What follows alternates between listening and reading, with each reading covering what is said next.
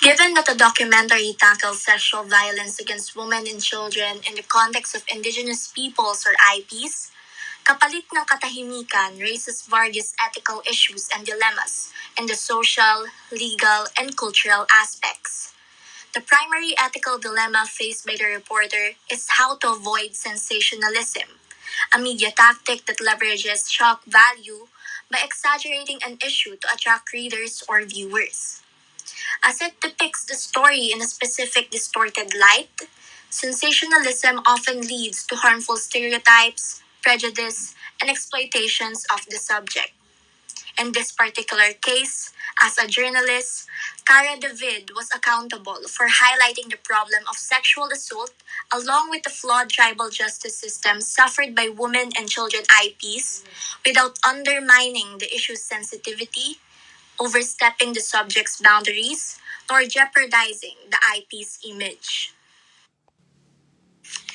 Successfully upholding journalistic integrity and ethics, the report was able to resolve the dilemma by responsibly documenting multiple sides and sources and tackling the issue. It observed the informed consent as well as the protection of vulnerable subjects, particularly the victims. Moreover, rather than downright pinpointing the blame nor vilifying the tribe council for their traditional and repressive measures, the documentary went beyond surface level reportage and investigated deep into the factors and sub issues that contributed to the persisting problem of sexual violence against women and children IPs. Contrary to sensationalism, it dissected and addressed the problem at its core, amplifying the call for change with a purpose, rather than simply featuring the issue to evoke interest. The documentary upheld confidentiality, beneficence, and respect, informed consent, fairness, and accuracy. As we examined the video, the identities of the victims, especially the minors and those affected by sexual violence, were given an assumed name, and their faces were blurred in interviews to safeguard their privacy. This aligns with ethical journalism practices, especially for sensitive issues involving children and sexual abuse. Also, the team did not force interviews when the victim's mother became overwhelmed with emotion and they offered comfort. The documentary included interviews with tribal leaders, social workers, legal experts, and family members. Instead of blaming the tribe outright, they investigated cultural and systematic roots of the issue, showing respect to indigenous practices while exposing injustice. Information was gathered from first-hand accounts, sworn affidavits, and official sources. The use of legal references such as relevant Republic Acts supports transparency and public education on legal rights. These ethical considerations that were upheld had some observed effects that had positive impacts both for the victims and audience. By respecting the victims' voice and choices, the documentary helped preserve their dignity and provided them a safe platform to be heard. The documentary inspired a call to action for improved access to justice in indigenous communities by including social workers and legal advocates. The program bridged gaps between tradition and the legal system, helping viewers understand that these women and children deserve protection under national law, not just tribal customs. Ethical coverage often leads to policy advocacy. In past documentaries by Cara David, and similar journalists, responsible storytelling has influenced non-governmental and government actions.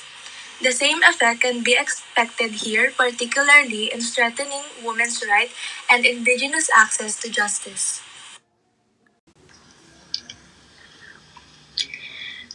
The video report presents several ethical issues that were not fully addressed. Although the team avoided interviewing the child victims directly, they included sworn declarations that revealed graphic details of abuse. Even with the use of pseudonym, contextual information in the report could still lead to the victims being identified within their community, putting their privacy at risk. Moreover, informed consent also appears to be lacking. While legal access to these statements may have been obtained, ethical reporting requires clear, informed consent, especially when dealing with vulnerable individuals. Without these, victims may feel re-exploited and their emotional safety may be compromised. The report also risks misrepresenting indigenous communities by presenting cultural practices related to the abuse without adequate context. These can reinforce harmful stereotypes and contribute to the public misunderstanding. According to the Dart Center for Journalism and Trauma, journalists must develop cultural competence and approach indigenous stories with sensitivity to avoid perpetuating bias or harm. Additionally, the inclusion of graphic content borders, borders on sensationalisms. While it may have aimed to raise awareness, it could re-traumatize victims and cause emotional distress to viewers. These ethical oversights collectively point to a failure to uphold fundamental principles of do no harm. Responsible journalism must carefully balance public interest with the safety, dignity, and well-being of those involved, especially in cases involving trauma and marginalized communities. Kapalit ng Katahimikan lives an impact that even in the least touched part of the country exposes what had to be the conflict of customary tradition and human rights.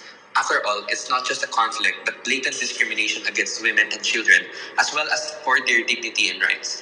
It sends a clear message that when repressive and patriarchal justice systems shut women's voices, we must overcome this kind of silence louder.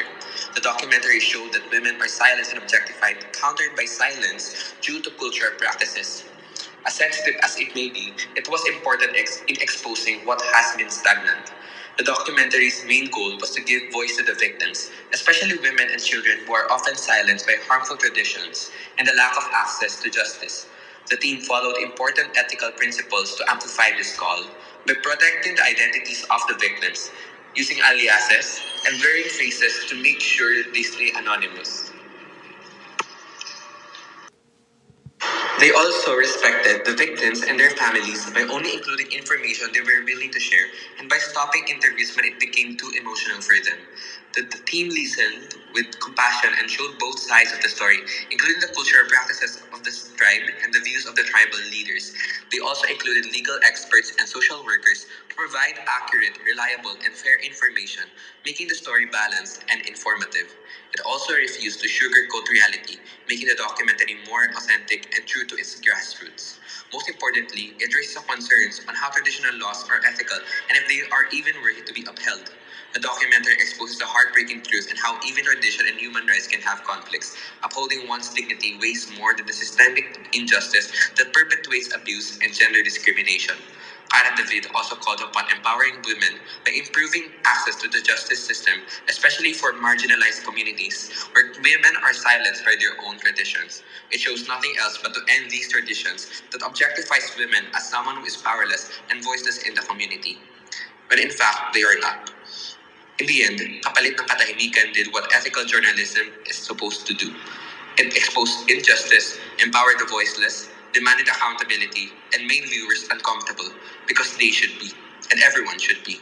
Not every truth is pretty, and not every story can be told safely, but silence is never the answer.